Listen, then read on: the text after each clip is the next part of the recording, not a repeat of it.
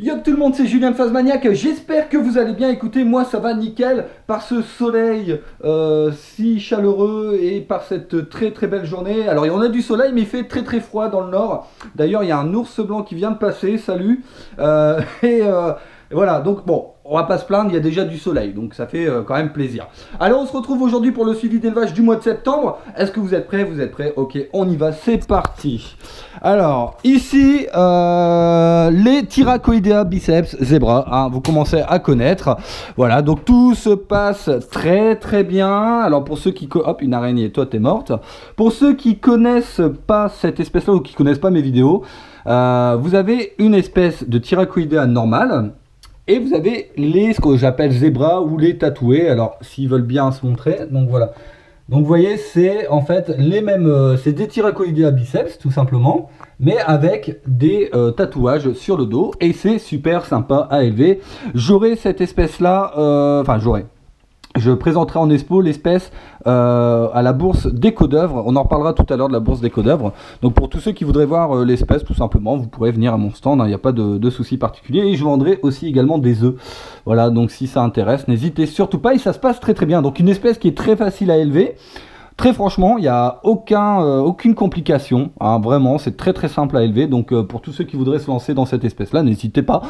Ah, la seule chose, c'est qu'il vous faut quand même un grand terrarium, effectivement, parce que c'est une espèce qui est assez grande. Alors j'ai remarqué que c'est vrai que les Thyracoidea biceps tatoués sont un peu moins grands que les normaux, mais...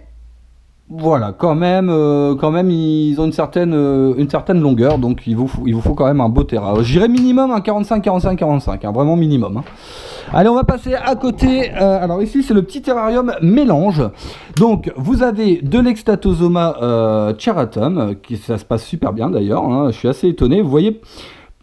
D'une période à une autre, ça peut changer, parce que c'est vrai que moi, il y a un an, sur l'Extatosoma charatum, j'avais beaucoup de mal. Enfin beaucoup de mal, j'avais du mal hein, à les élever et personnellement cette année bah écoutez tout se passe super bien. Alors je ne comprends pas, voilà, une année sur l'autre ça peut changer et donc là bah écoutez j'ai pas mal de dispo hein, vous voyez j'ai des femelles, des mâles, je commence à avoir du L4, L5 donc voilà donc ça fait super plaisir et dedans j'ai aussi du Paramenexenus laetus là. J'ai du Phalax. Alors le Phalax, j'ai du nanisme. Voilà, donc là je suis un peu dégoûté puisque j'ai eu 2 naissances et vous voyez ils sont assez petits. Alors ouais c'est du nanisme. J'allais dire c'est peut-être un mâle, mais même en étant un mâle, enfin je le trouve assez petit. Donc je suis un peu dégoûté parce que le nanisme, voilà c'est un peu chiant, ça sert à rien. Et bon bah écoutez on verra par la suite. Après il se peut qu'ils grandissent, qu'ils grandissent beaucoup et que je sois étonné. Ça peut arriver. Alors pour la petite anecdote pour l'Extatosoma charatum, petite anecdote que certaines personnes ne connaissent peut-être pas, c'est que quand vous avez des œufs de cette espèce-là, quand ils naissent, ils ont le corps noir et la tête rouge, comme là par exemple. Voilà, alors pourquoi ils ont autant de différence à la naissance que dès qu'ils sont au stade L1, L2? Eh bien tout simplement parce que dans leur milieu naturel, il y a des fourmis, voilà, qui ont le corps noir et la tête rouge et qui adorent manger l'opercule des œufs. Donc les fourmis, ce qu'ils font, c'est qu'ils récupèrent les œufs d'extato dans la nature, ils les mettent dans la fourmilière, ils s'amusent à manger l'opercule, tout simplement, et au bout d'un moment, bah, l'œuf, il est bien obligé d'éclore. Et donc, l'Extatosoma, ne voulant pas se faire bouffer ou attaquer par les fourmis, a décidé tout simplement de leur ressembler. Donc d'être leur sosie, entre guillemets, c'est-à-dire que c'est du mimétisme poussé à sa perfection, pour éviter tout simplement d'être mangé et de pouvoir sortir de la fourmilière. Et voilà, c'est la petite histoire, et c'est pour ça que l'Extatosoma charatum, quand il naît, il a le corps noir et la tête rouge. Tadam, voilà. C'était pour la petite histoire. Alors je sais qu'il y a pas mal de personnes qui connaissent déjà cette petite histoire, mais bon, pour tous ceux qui connaissent pas, en tout cas, vous coucherez un peu moins bête. Alors ici, Thyracoidea biceps normal, pardon. Donc là, bah écoutez, tout se passe bien comme les tatoués, ça se passe super bien, j'ai aucun souci, vraiment nickel. Je vendrai un couple à la bourse d'Ecodub d'ailleurs pour ceux qui sont intéressés. Alors, il faut avoir un grand terrarium, hein, minimum un 45-60, encore une fois, voilà, parce que vous voyez quand même, c'est une espèce qui est vraiment très très grande. Alors avec les pattes avant allongées, vous voyez, elle fait 2 fois ma main, donc. Voilà, vaut mieux avoir un grand terrarium. Donc si vous êtes intéressé, d'abord achetez un grand terrarium et puis ensuite vous pourrez acquérir cette espèce là. Mais tout se passe super bien. Alors il y en a 2-3 qui ont perdu des pattes.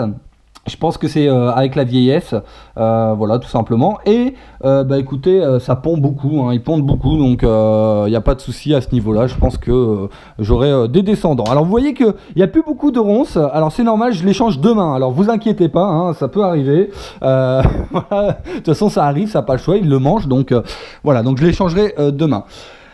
Alors, oui, petite nouvelle, j'ai arrêté de fumer, c'est peut-être pour ça que je suis un peu speed là. Bon, j'ai arrêté de fumer et vous savez que la plupart d'entre vous m'ont convaincu d'arrêter de fumer, hein. C'est un peu grâce à vous que j'ai arrêté de fumer d'ailleurs. Donc, merci à vous et voilà, petit coucou pour tous ceux qui viennent dans les lives et qui me disent arrête de fumer. Je me suis décidé, ça y est, j'ai arrêté de fumer. Mais c'est dur, c'est très très dur, mais ça va aller, on va y arriver. Alors ici, Eurycnema versirubra, alors vous voyez, j'ai déjà du L3, voilà, ici, là-bas, qui est en train de manger, et j'ai pas mal de L2, j'ai encore des naissances d'ailleurs, hein, regardez ici, encore une naissance, donc ça se passe bien. Alors la seule difficulté, je vais pas vous mentir, c'est l'eucalyptus. Alors j'ai essayé de leur donner de la ronce, du pyracantha. Ils mangeaient pas le pyracantha, pourtant ils devraient, mais ils le mangent pas. La ronce, ils grignotent, et par contre, l'eucalyptus, ça marche super bien. Le seul souci, c'est que l'eucalyptus, j'arrive pas à le garder chez moi. C'est pas possible. J'ai essayé dans mon jardin, voilà, j'ai vraiment essayé plein de techniques différentes. Il n'y a pas possibilité de le garder chez moi, malheureusement. Donc je suis un peu dégoûté. Donc là, ce que j'ai fait, c'est que j'ai mis de la ronce, et je vais les habituer à la ronce. De toute façon, ils n'auront pas le choix. Voilà, ils seront obligés de manger de la ronce. Bon, j'ai acheté 2-3 eucalyptus pour qu'ils puissent passer le stade L2, L3. Et logiquement, en tout cas, je croise les doigts, ça devrait fonctionner maintenant sur la ronce, ça devrait aller. Voilà, donc on verra, affaire à suivre, hein, on verra ce que ça donne. Alors vous avez vu, ça a changé un petit peu ici. Pour ceux qui regardent mes vidéos assez régulièrement, vous voyez que ça a changé. Et bien tout simplement, j'ai enlevé la batterie qui était là, je vous la montrerai après. Et j'ai fait un système on va dire, d'incubateur maison à l'air libre, enfin un truc un peu, voilà. C'est-à-dire que j'ai mis une lampe chauffante ici, voilà, donc qui chauffe là, hein, le secteur, et en dessous, voilà, je mets mes œufs, et puis ça permet tout simplement, parce que j'ai pas mal de moisissures. Alors la moisissure, c'est pas forcément un danger pour les œufs, voilà, je tiens à le préciser, parce qu'il y a beaucoup de personnes qui croient que la moisissure, ça y est, les œufs vont mourir, tout ça. Non, pas forcément, mais quand même, faut éviter d'en avoir trop. Donc là, j'ai mis un système de chaleur, ce qui fait que l'eau s'évapore un peu plus vite, et bah écoutez, voilà, donc c'est plutôt cool. Et ce qui permet également, lorsque j'ai des coléos par exemple à chauffer pour l'accouplement, je peux mettre leur bac ici, voilà, avec la chaleur, ils s'accouplent, tout ça, et puis après je peux les retirer. Enfin, voilà, c'est un système qui est plutôt pas mal, et au moins j'ai de la place aussi, ça me fait un petit atelier.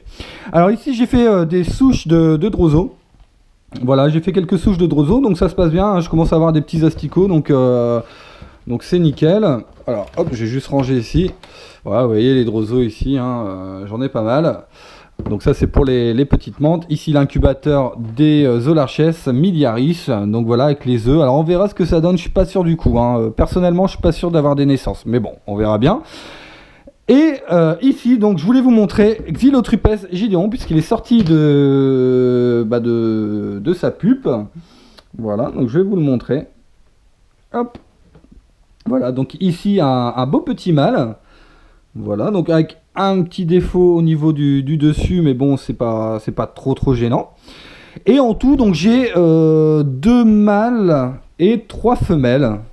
Voilà, 2 mâles et 3 femelles. Alors, j'avais vidé le bac parce qu'en fait, là, ils sont en période ce qu'on appelle inactif, c'est-à-dire qu'ils s'enterrent. Ils s'enterrent et normalement, ils devraient sortir d'ici peu de temps. Donc, écoutez, on verra. Donc, je vais le remettre dans son bac. Voilà, hop. Et normalement, logiquement, il devrait s'enterrer à nouveau. Alors, il devrait sortir d'ici une semaine. Logiquement, il devrait sortir d'ici une semaine. Donc, ce que je fais, c'est que là, vous voyez, là, c'est la terre hein, que je leur ai mise. Voilà, vous voyez, là, il y en a un. Alors, voilà, c'est une femelle. Voilà, vous voyez, une belle femelle. Et vous voyez, tout de suite, il s'enterre. Voilà. Parce que dans la logique des choses, effectivement, la dynaste, hein, enfin tous les coléos en général, restent dans leur coque pendant un temps donné. Donc là, ici, l'exilotrupes, c'est pendant un mois. Et là, ça va effectivement faire un mois, donc ils vont pas tarder à sortir, je l'espère en tout cas. Et ici, donc il me reste, vous voyez, une nymphe. Voilà, une nymphe qui est en attente, hein, donc on va la laisser tranquille. Et qui devrait sortir d'ici, je pense, 2-3 semaines. Alors ici, les bacs des coléos, donc toujours Messinorina begalensis, ici, donc j'ai à peu près une trentaine de larves, je dois avoir 33 larves. Ensuite, ici, donc là j'ai investi dans les coléos, hein, je vous le dis, donc j'ai investi dans les cétoines, voilà, Dichronorina, ici j'ai du Chlorocala africana, Stéphanorina, voilà, donc j'ai pas mal de petites espèces, alors pour l'instant ils sont tous en larves. Voilà, ils sont tous en larves, donc voilà, faut attendre tranquillement, faut être patient. Et bon, c'est du cétoine, donc ça va assez vite, donc je devrais avoir des adultes d'ici quelques mois. Alors, et vous voyez, donc là, c'est la batterie que j'avais donc avant ici, que j'ai mis ici, avec donc les amblipiges. Donc on va regarder un petit peu, parce que c'est vrai que je vous les montre assez rarement. Et bien écoutez, je suis assez étonné, parce qu'en fait, tout se passe super bien. Voilà, j'ai eu aucune perte. Ils ont pratiquement, ils ont tous mué. Hein, je peux vous montrer, hein, regardez. Donc ça, c'est l'exuvie. Voilà, ils ont tous mué.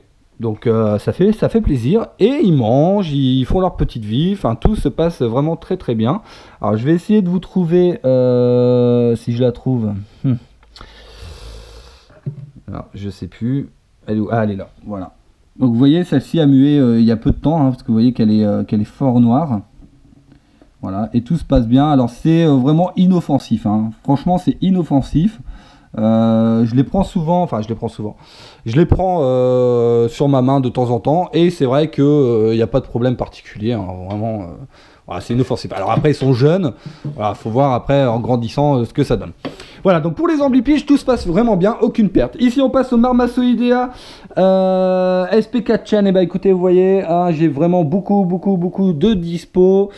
Pour tous ceux qui en veulent, pour tous ceux qui débutent dans l'élevage de phasmes, ça c'est parfait. Pour ceux qui ne débutent pas, mais c'est une belle espèce aussi, donc voilà. D'un autre côté, voilà.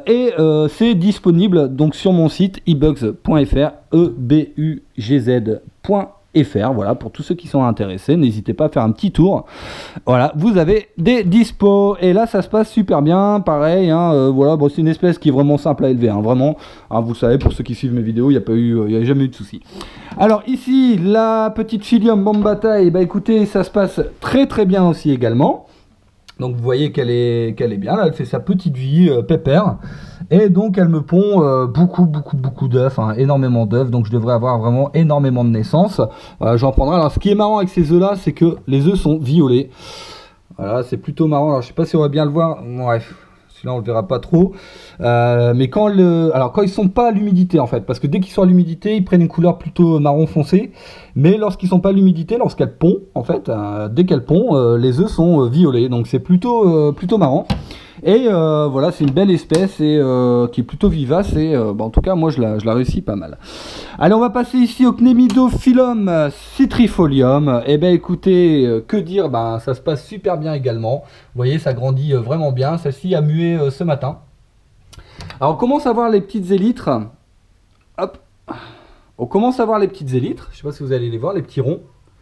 Voilà, donc écoutez, ça commence à bien grandir. Alors j'ai du moyen, j'ai du plus petit là-bas. Alors, pas mal de pertes quand même. Voilà, faut dire ce qui est, pas mal de pertes quand même. On tourne aux alentours des 30% de pertes à peu près. Donc, voilà, donc il faut vous attendre, hein, si jamais vous voulez élever cette espèce-là, il faut vous attendre à avoir quand même pas mal de pertes. Les Philium philippinicum, et ben là écoutez, c'est pareil, ça se passe bien. Vous voyez, là j'ai un beau mâle, j'ai un mâle qui a un mâle adulte également, alors je sais pas où il est. Je sais pas. Après j'ai des belles femelles aussi, hein. Voilà, comme ici, qui vient de tomber. Donc voilà, donc écoutez, franchement je suis étonné aussi hein, que le Filium ça fonctionne bien. C'est bizarre parce que je vous dis, l'année dernière le Filium j'ai pas réussi, l'Extato j'ai pas réussi, et cette année bah écoutez, je réussis le Filium et je réussis l'Extato. Qu'est-ce que vous voulez que je vous dise? Ici donc Agnella Dani, ça se passe très bien également. Voilà, ça pousse vraiment très bien. Alors je vais pas vous les montrer, ils sont un peu trop hauts. Mais c'est pareil, ça j'aurai un couple adulte à vendre à la bourse des Codef pour ceux qui sont intéressés, hein, toujours. Ici, alors ici, bonne nouvelle, puisque j'ai mes Zacatina fulica albinos qui ont pondu, ça y est, ils ont pondu, et donc du fait, ce que je vais faire pour éviter d'avoir un surplus, parce que ça m'est arrivé l'année dernière, et voilà, c'est un peu chiant, là je vends des adultes, voilà, pour ceux qui sont intéressés c'est pareil, hein, vous allez sur eblogs.fr, de toute façon je mets le lien en description, hein, donc vous allez sur la description. Donc là je vends des adultes, alors j'ai déjà deux réservés et je les vends par deux. Donc celui qui est intéressé hein, par deux, voilà, je les vends comme ça, moi ça me permet de réguler tout simplement les naissances, parce que c'est vrai que c'est un peu moins prolifique que les Acatina fulica normales, un peu moins, je dis bien, mais c'est quand même assez prolifique, donc voilà, faut savoir les gérer tout de suite. Et je vais vous montrer les œufs, puisque c'est pareil, les œufs je les ai enlevés pour pouvoir contrôler, hein, contrôler les pontes. Et je vais vous montrer ça, hop, voilà, donc vous allez voir qu'il y en a pas mal, voilà, ici, donc voilà, donc là j'ai eu la ponte, donc on va attendre, généralement sur l'espèce fulica, les naissances c'est au bout d'une semaine, au bout de 10 jours à peu près, voilà, c'est relativement rapide, donc on verra bien. Alors ici fulica normal, alors je suis assez content parce qu'ils ont vraiment une belle gueule mes fulica normales. Je sais pas si vous allez voir, ils ont une superbe couleur, ils sont zébrés comme ça, c'est vachement bien. Donc là pareil, j'ai du dispo, hein, donc allez-y, hein, n'hésitez pas, vous allez vous cliquez dans le lien de la description. Voilà, donc tout se passe bien à ce niveau-là. On va passer à côté. Oui, c'est un peu le carnage, hein, je suis désolé, je suis en train de préparer la bourse des codeurs en même temps, tout ça, enfin c'est un peu le carnaval. Alors ici, Tropidacris scolaris, pareil, vous voyez, il n'y a plus trop de nourriture, mais ça c'est pas grave, hein, ils vont avoir de la nourriture demain.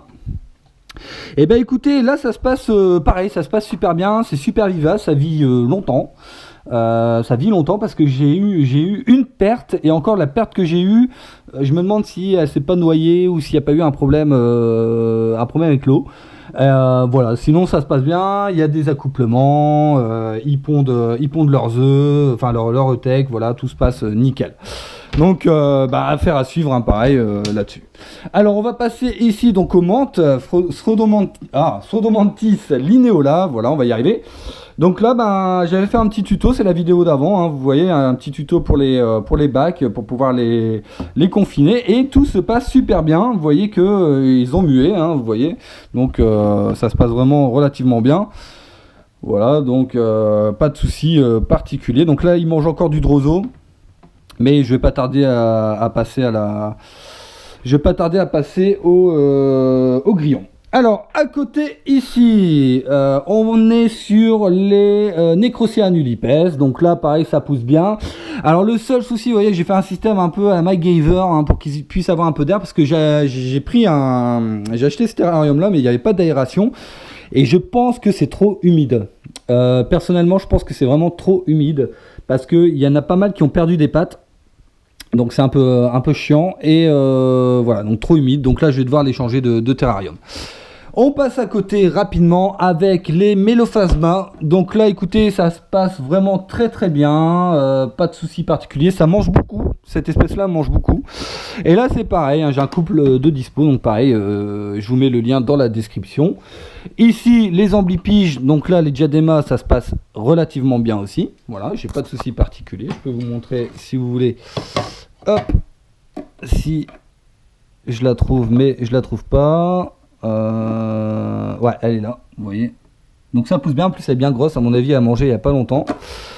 Donc voilà, donc aucune difficulté. Alors c'est assez marrant parce que c'est vrai qu'il y a des personnes qui ont vraiment beaucoup de difficultés à élever ce genre d'espèce. Et puis il y a des personnes qui ont pas du tout de difficultés, et c'est mon cas en fait finalement, donc j'ai un peu de chance. Je suis plutôt content. Voilà ce qu'il fallait dire de ce suivi d'élevage. J'espère que vous avez apprécié en tout cas. Écoutez, moi je serai en tout cas à la bourse d'Éco d'œuvre le 27 septembre. Donc ça se passe où? Ça se passe rue des Violettes, donc dans la salle polyvalente. Il me semble que ça doit être de 10h à 18h si je ne me trompe pas. En tout cas en cherchant sur Google vous allez trouver des informations. Donc on vous attend nombreux en tout cas là-bas. Il y aura du reptile, il y aura de l'insecte. Donc moi je serai là-bas avec Julien, donc il y aura de l'escargot. Donc pour tous ceux qui sont intéressés, n'hésitez surtout pas à venir à notre stand, à venir faire un petit coucou. Et je vous souhaite en tout cas une excellente journée sous le soleil, j'espère, ou une excellente soirée sous la pleine lune. C'était Julien de Fastmaniac, ciao à tous.